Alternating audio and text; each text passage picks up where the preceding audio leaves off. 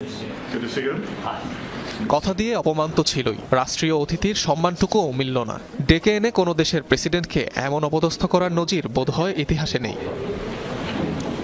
Oval অফিসে মার্কিন প্রেসিডেন্টের সঙ্গে উত্তপ্ত বাক্য বিনিময়ের পরও প্রায় 1 ঘন্টার মতো অন্য ঘরে অপেক্ষা করেন প্রেসিডেন্ট জেলেনস্কি সহ ইউক্রেনীয় প্রতিনিধিরা। উদ্দেশ্য ছিল খনিজ সম্পদ নিয়ে চুক্তি স্বাক্ষর। এছাড়াও মার্কিন প্রেসিডেন্টের সঙ্গে যৌথ সংবাদ সম্মেলন সহ আরও 2টি অনুষ্ঠানের শিডিউলও ছিল, বাতিল হয় সবই।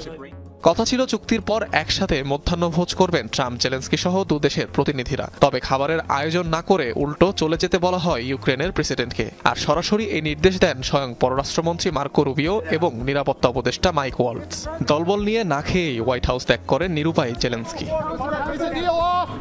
এত অপমানের পরও জেলেনস্কিকে ছেড়ে দেয়নি ট্রাম্প প্রশাসন, বরং ইউক্রেনের প্রেসিডেন্টকে ক্ষমা চাইতে বলেন মার্কিন পররাষ্ট্রমন্ত্রী। তবে এত কিছুর পর ক্ষমা চাইতে রাজি নন জেলেনস্কি।